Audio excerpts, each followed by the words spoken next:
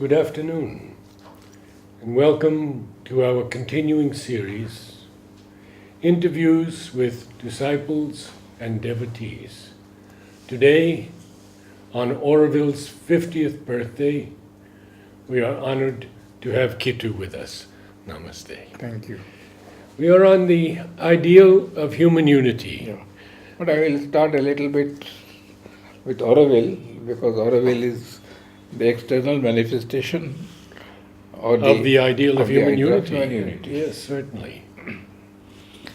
So, Can you tell us some stories of Mother related to Auroville? Did you have any contact with her? not really, except on one or two occasions when the three of us used to meet the mother, carried by Tanmaida and myself. We met her for 3 months every alternate day, half an hour. Mostly it was school, but once or twice she spoke about Auroville and the tremendous hope that she has. But at the same time, you see, Champaklaji was sitting there, and the mother had said that no marriages in Auroville. When people are friendly, they can live together. I mean, no formalities and all that. And Champaklal, that time I was not there, reacted very strongly and said, "Mother, what are you doing? It will be a disaster." But once when it was already 73, so 5 years had passed, Champaklal raised the issue and said, "Mother, they are living like cats and dogs." Right? So mother said, "Probably we are not yet ready for that stage. So we'll have to go slow." And that is exactly where I am now coming to. See, Auroville is a beautiful dream which will certainly be realized, if not now, 50 years or 100 years or even more, it doesn't matter. It is bound to be realized because it is divinely ordained. The question that I want to raise, which is directly related to many of the chapters of Ideal of Human Unity, is that when I went to Auroville to make a contribution from Andhra Bhavan, we met the secretary, Srinivas Murthy, and the representative from the Government of India, and we spent some time with the Auroville Foundation. And both of them said that we are finding it quite difficult to manage Auroville. Probably we need a hierarchical structure, like you have in the ashram. Trustees and who have the authority to impose their will on. Very interesting. He said that. So I replied and said that I can understand your problem, but then since the mother herself has said no rules, no regulations, etc., etc., etc., so that is the question that I am trying to bring up now today. Because Sri Aurobindo in the Ideal of Human Unity, right through, he has shown whether in the formation of smaller units or the nation, they have always had to go through 3 stages. First is a loose unity, when there is some kind of bonding already, but with no centralization and hierarchy. And then he says, inevitably, there has to be a second stage where all centralization will take place, power will be centered, controlled in the center, as a result of which a lot of freedom will be taken away, but a kind of unity will be created. And when that unity has been established, then you can slowly start giving freedom, and then you have the democratic stage. So the whole question now is whether Auroville needs to go through that or not. A hierarchy. So the question that the Srinivas Murthy raised was whether we need a hierarchy or not. So all that I told him was that might be in the present stage of human nature, because the real solution is to raise the consciousness. If the consciousness is raised by at least a big majority, then these problems can be easily taken care of. But if that is not so, then it might take a very long time, and there is no chance of it disintegrating, but certainly it will become a little more difficult. You see, Mother had said about Auroville that the precondition for joining Auroville is that you believe in world unity. You don't have to be a disciple of Sri Aurobindo and the Mother, like we are in the ashram. Right. But inevitably, if you believe in world unity, you will be led gradually to Mother and Sri Aurobindo, right? Yes. Now, Mother wanted them to be led in that natural process, right? And then it becomes very genuine also. But then if there is a total refusal to accept Mother and Sri Aurobindo, then you are a misfit there. Yeah. You have not to be there. And that is exactly what many people have told me there, that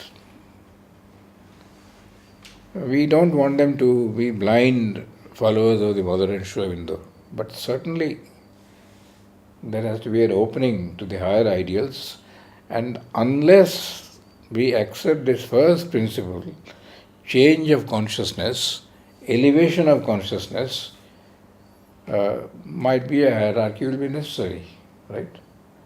So that is the whole question of this, whether that intermediary stage is necessary. And in this book, constantly Sri Aurobindo is speaking of world unity, as if, as at present, it is likely to be done by administrative and political means, external means. And if you do it by external means, then these three stages are inevitable. A loose unity, followed by a concentrated unity, Yes. where your freedom is lost, and as Sri Aurobindo says, it's even a cruel moment, right? But it was necessary. And he gives the history of England, where Elizabeth had to, the Queen of Scotland or whatever it was, she had to behead her, right? So he says, from the human point of view, it is very cruel. But from the point of view of the nation formation, it was an indispensable necessity. See, now this is something which we have to understand, that the purely human point of view is not always the whole of the truth, right? And that is exactly where human rights and Amnesty International are stepping beyond their bounds sometimes, right? So this leads us to what Sri Aurobindo has always said, that no mental idea is the whole of the truth. So always you must be able to see the other side, and then you have to find a way of acting which will be, which will take all that into account, and then you have to decide. Would you share your thoughts on the government in Auroville? We know now with Narendra Modi's coming, there's a bright hope. But what about the government itself governing Auroville? What do you feel? No, I didn't get your question. The government meant the government of India? Yes. they are generally very sympathetic and they would like it to succeed. But the question is that they are also receiving the other reports, no? Yeah. So anyway, he knows everything that is going on. And that's why his speech in Auroville was very uplifting. Yes. Because he believes that something can happen there. Yes. Since Pranabda told me himself, personally, that mother told him in 1971 or 72 that a day will come when India will be led by someone who is open to Sri Aurobindo, and the Sri Aurobindo ashram will come under the control of the central government. So Prananda didn't like it at all. He told mother, I don't accept that. Mother didn't answer. And Kirit Bhai repeated this to me 4 times. Because Prananda used to accuse Kirit that you are a government agent. So he told me, look, I am not a government agent, it is mother who has herself said it. Right? So it might be just as you have an Auroville secretary from the government of India. Right. I met him, he's a very decent man, and he told me that without a hierarchy I am finding it extremely difficult to handle the problems here. If there was I can give orders, they don't listen. Now what do I do? So there has to be a hierarchy, right? So we are depending entirely on goodwill. Now, is there a necessity of that second stage where there will be a hierarchy and a loss of freedom till a certain time when we become disciplined enough and a strong sense of unity is created, then again you can start giving freedom. So in this book, Sri Aurobindo is always assuming that in the present state of human nature, it will be by political and administrative and external means governed by reason that we will try to bring about unity. But towards the end of the book, he is categorical that although this might be a first step which will habituate us to come to some kind of world unity, but if it goes beyond a certain point, there will be a rebellion and we have to start all over again. Or raise the consciousness to a higher level, and then the whole problem can be solved. Right? So today the world is now coming very, very close together by sheer science and technology. It is science and technology that is bringing us all together. And it has tremendous advantages in the sense that you know everything that is happening everywhere in the world. It has serious disadvantages because it can increase the number of conflicts also. Because everybody has an opinion and then is giving that opinion very loudly. So this is the whole question that Sri Aurobindo is discussing, and that is where I would like to know what you think. Do you think that the world and Auroville will have to go through that second stage? Luba?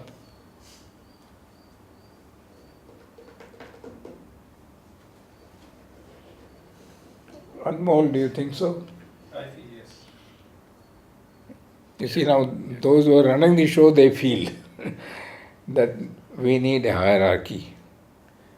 Now the whole other danger is, human nature being what it is, once the hierarchy is created, they don't want to give up the hierarchy. You see, this power is a dangerous thing. So ultimately again you are coming back to the same problem, change of consciousness. So that is the whole difficulty that he is speaking of here. So that is the basic question. And then you see the next thing that comes in is that when you go through these 3 stages, the second stage, which is centralization, because in the next half of the book he is speaking of centralization and centralization and centralization. Centralization of foreign affairs, centralization of economics, centralization of administration, centralization of legislation. You see? And foreign affairs, you must have a centralization. Because one state will say, I have my policy towards Russia like this, and another central government will say one thing. That can't work out. Right? You have to present a common face.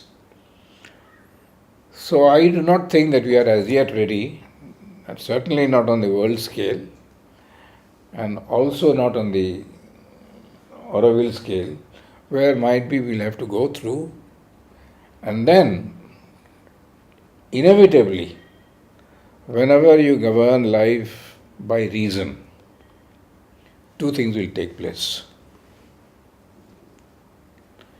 There will be uniformity and a system and a structure. Whenever reason governs anything, you don't allow any subjective element. You create a system, and that system will always demand uniformity. Because if uniformity is not there, if I make exceptions, immediately the courts are there and they can come down and say nothing doing, right? So this is uniformity is an extremely, centralization and uniformity always go together, right? And that is the problem of all collective life, which is a little bigger than a family, but an institution or a state or a province or a nation, and certainly if or whenever that world state comes, there has to be a lot of centralization, which means a huge loss of freedom. Yes. So this is a basic thing that he is trying to say.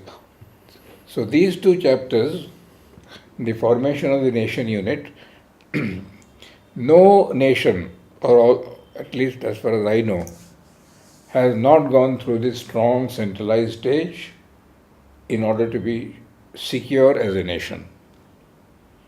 And India is the most perfect example. A few times we tried to have centralization. The Mauryan Empire, the Gupta Empire, the Harshavardhan Empire, the Mughal Empire. But when they broke, inevitably we went back into small states. And that is why the British conquered us so easily, one state after the other, while if we had united, we could have easily repulsed them. But the British, for their own interest, brought about a centralization in the field of administration, legislation, in all these things. India has taken over that thing after 1947. So from that point of view, the British was a blessing. The British rule was a blessing. Of course, there was exploitation and all that. That is another part. But now the question is that do you think that we can decentralize too much beyond a certain point?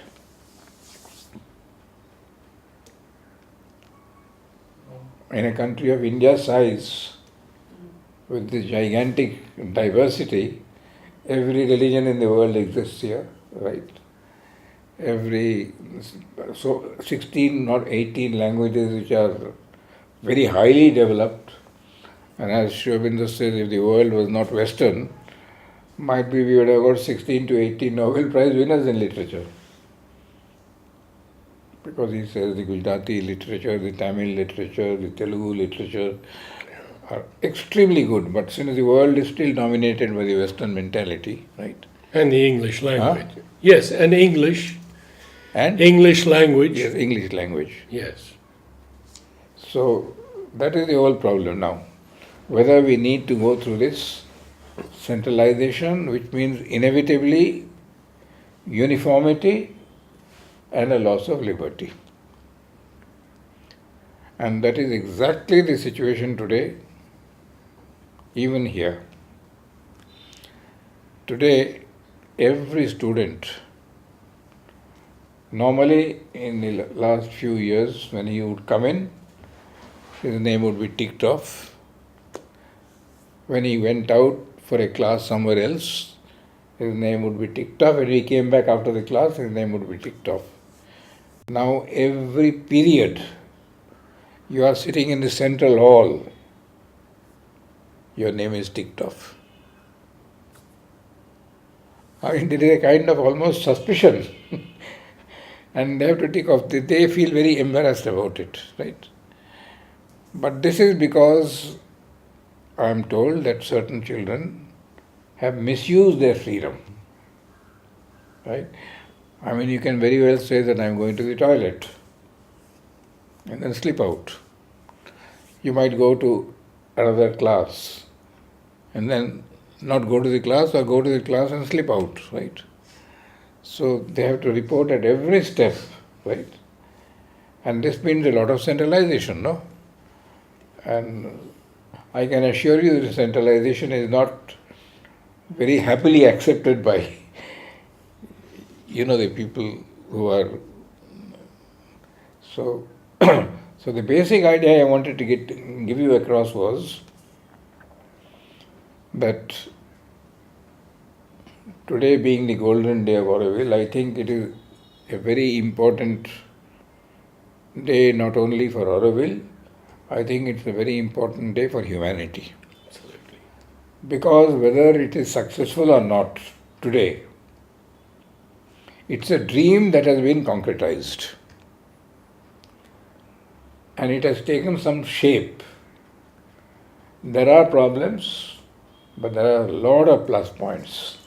Yes. And there are, I think, today 54 nationalities living there, and 124 nations had poured their earth, and this time I don't know how many nations poured their water. All of them didn't come, but the children represented them. They poured their water. Narendra Modi brought water from the Ganges. He poured it a little earlier, right? So now these are, you might say, symbolic steps, but not empty symbols. They have a reality. Yes. And that reality might be small, but it has to be increased and increased. And again, all the time we are coming back to that. Have centralization for some time, but always remember that the essential thing is the change of consciousness. So, as you find that centralization is working, reduce that. And the change of consciousness has to be there. And for that, they have to become familiar with the mother and Sri Aurobindo. Because this change of consciousness is hardly ever spoken even by other spiritual people. And secondly, there are very genuine spiritual people all over the world, but they usually reject the world. If not reject, at least give it much lesser importance. Here in the very thick of it, you are having to work. And I can tell you, I can vouchsafe for that there are at least 3 or 4 pockets in Auroville. You have to just salute. Excellent work. I don't want to give names, but I used to go regularly to Auroville. They are requesting me, I might start again, right? And go once in 2 weeks or even once a month, right? Because there is a lot of warm enthusiasm. So see, the nation, or I will not call it the nation, I will call it the nation state. India has been a nation 5,000 years back. India has become a nation state only in the last 150 years. A nation state is a unit which has a centralized authority which commands the running of the country. So India was a nation psychologically, culturally, etc., etc., etc. It became a nation state after the British established their presence here. Now, this is a phenomenon which took place around about the 17th century. England, France, Spain, Portugal were the first nation states in the modern era. Then gradually European nations came in. And then immediately before the French Revolution, America became a nation state when those 13 states expanded, colonized, and brought everything under control. Now, the ancient world could not realize the nation state because of one mistake. Before the nation state was psychologically firmly established, they expanded and expanded. So you see, one of the empires that was very successful because of the genius of the leaders was the Roman Empire. But it is called the Roman Empire. A city ruling the world, not a country ruling the world. If they had consolidated and created a united Italy, well formed, strong, then expanded, then you would have had an Italian empire. The Roman Empire, after 5 centuries, it collapsed. And when it collapsed, Italy came back to city-states. So you see, that intermediate stage was not there. So right from there, back to city-states. City-states were very useful from the cultural point of view. So much freedom, they contributed a lot. But from the political point of view, it was one of the last nations to become united in Europe. 1865. This is your concern about Orville? No, you see, there are 2 elements which are working in me. One is almost absolute confidence that Orville has survived 50 years. It is a very clear proof that it will stay. Yes. Right? Yes. The next one is that on the rational plane, I believe that we might have to go through a certain intermediary stage, try to make it as short as possible. But 2 things have to be created, a sense of unity and an opening towards the mother and Sri Aurobindo.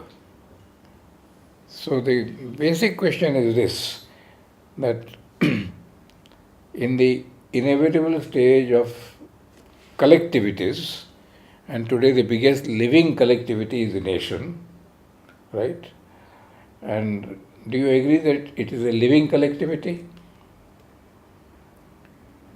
Might not be all nations, but out of the 200 nations, the United Nations, I do not believe that all are living. But I am absolutely certain that there are some which will not break up at all. There will be a lot of difficulties, but they will not break up. India, England, France, Germany, United States. Can you elaborate on the word living? Living means bound by a deeper psychological force. Right? The word deeper is important. Not merely an economic force, not merely a political force, but something else, which, as Sri Aurobindo says, can be cultural, can be religious, but then he doesn't use these words. He says a subtle something. He doesn't use the word soul. A subtle something which brings all of them and binds them together. Ultimately it means soul, because in the human cycle, in the 4th chapter, it is discovery of the national soul. So, since the word soul sometimes repels people, he has used the word a subtle something. And I am absolutely convinced about India, about England, about France, about America, that there is a subtle something about the present Russia, right? Certainly subtle something which is holding them together, which is a combination of many things, geography, culture, this, that. And that subtle something is completely missing in Pakistan. And that is why it will inevitably crumble. So this is a political reading, reinforced by mother's letter to me. The disappearance of Pakistan is inevitable. It could have happened earlier, but human ignorance has delayed it. So, as I said, the ancient cycle of pre-national empire building made this mistake of jumping before the middle unit was ready. The modern cycle of nation building has gone through three stages: a loose unity, where there is a unity on the cultural, geographical, linguistic plane, might be religious also. That has to be concretized and made centralized, and that is the second stage, which is a little cruel, right? And once that is solidly established, then we can go on to the third stage, which I think today most well-formed nations are in the third stage. Certainly England, France, Germany, America, they will not take away your freedom completely. And today Russia also has moved into that. Soviet Union was not like that. It was very centralized. But today it has become a little more decentralized. Might be you want it a little more still, I don't know. No, there are opinions, I've seen that. A little more they want, right? But they also realize the dangers, etc., right? So today all these well-formed nations are in the third stage of nation building. And inevitably the third stage has to come, because as he says, the conflict is between liberty and order. You see, if there is liberty with the present state of human consciousness, order disappears or reduces. If you want to bring order, you have to take away liberty. It's a balancing act. Right? Today all nations have accepted that liberty cannot be total but cannot be removed also. So they are trying to make a balance. And this balance in political terms is liberty stands for democracy,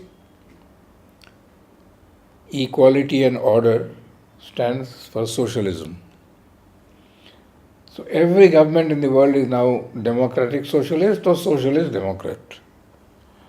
America is still democratic socialist.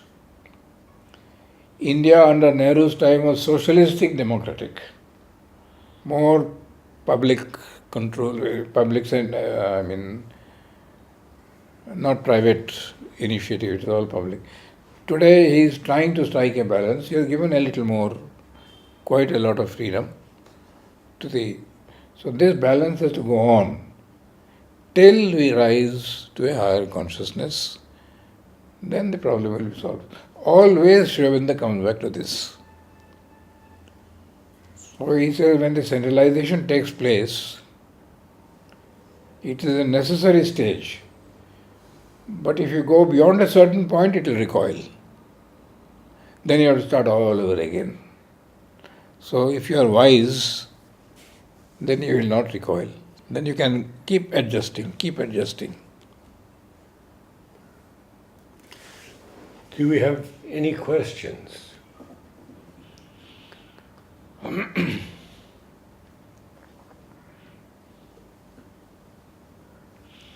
See, even in our school here, when we started the free progress system, applied it to the whole secondary, there was complete misuse. So I wrote a long letter to mother. It is, my letter is in English, her letter is in French. What do you think? India is on what stage? Little bit louder, please. India is in what stage? third stage. Third stage. Centralization is there, but not over centralization. So many states and they have the different ideas and they oppose the See, I'll tell you, there are two words that define. America is a federal state. India is a unitary federal state. That means if the states make laws which the center doesn't accept, it doesn't become a law. So it is a unitary federal state. But in principle, they will try to give you a reasonable amount of freedom. And I think that is a very wise thing, because after all India was conquered because it was excessively federal, so that unity had to be brought about, but not at the cost of the cultures and the other movements of the, because Bengali culture, Oriya culture, Tamil culture, Telugu culture, they are radically different. And yet united in some way. In the US, we now have a serious problem with gun control. With? Gun control. Yeah, I know that. 27 people killed the other day. And it's an amendment that has exceeded its time. No, the question is gun control or elimination of guns to most people, except when it is absolutely needed. In other countries in the world it is like that, no? But America, because of its history, because of its circumstances in which they were born, they gave everybody guns, but then it is misused and it's very painful. I saw the interview of that mother who had lost her child. Oh my God, she was... Do you think that this is the result or negativity of extra freedom? What? The gun control or some kind. This is the negativity of freedom, do you think? I didn't understand it. He's saying, is this lack of gun control the negative side of excess freedom? No, I don't think so. I don't look at it from that point of view. I think it is a misuse of freedom. By lobbyists.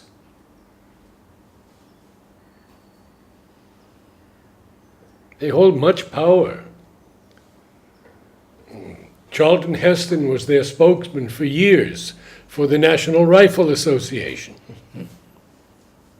But now, anyone can buy a gun, anyone can make a gun on the internet. Very simple.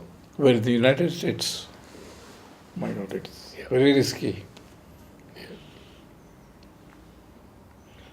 So as long as we don't raise our consciousness, all these laws are necessary. Yes.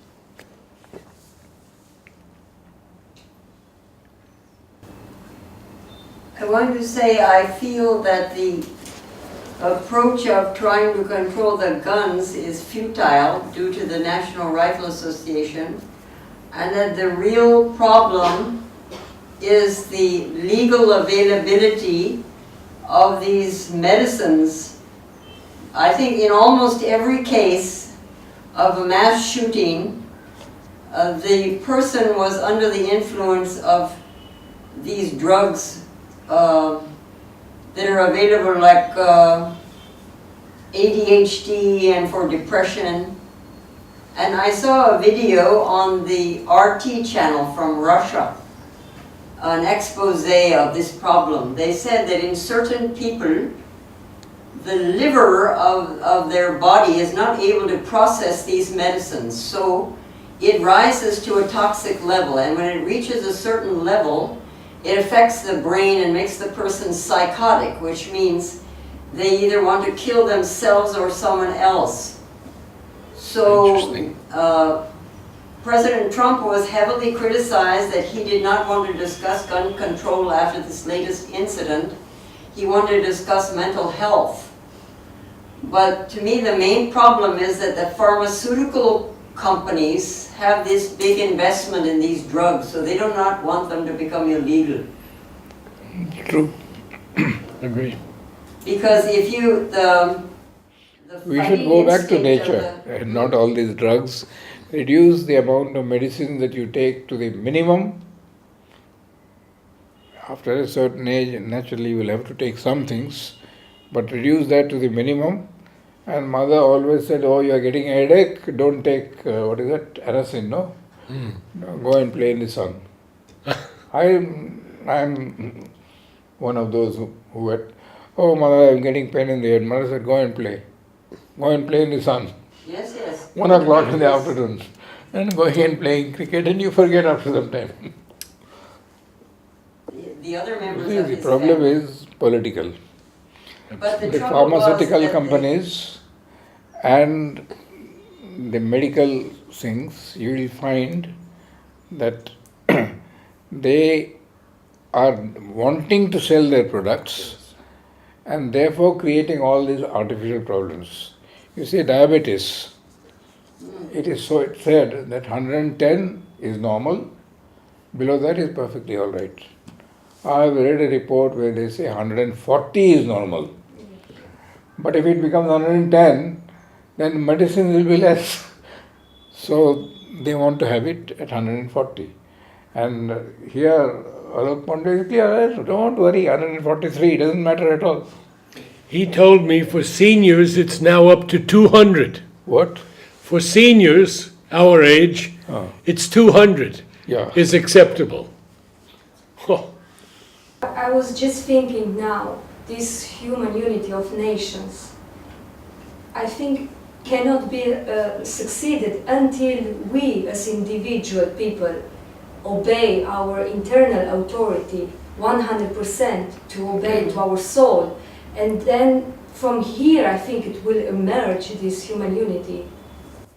Can you repeat the question? so human unity is not possible until we change. Yes. Until we obey Yes. our internal Yeah. Obeying Absolutely. our inner being. But as Shobhana says, as an intermediate stage, it might be necessary to have some kind of compulsion and force. But if you carry it beyond a point, both in time and in degree, it will collapse. So ultimately, you are always coming back to the same thing: change from inside. And where do you start this change from inside? With oneself. So I can't tell Putin or Trump or you change from inside. I have to start. And then the example spreads. And that is why Mother created the ashram and Auroville. Kittu, thank you. Very, very fine. Thank you.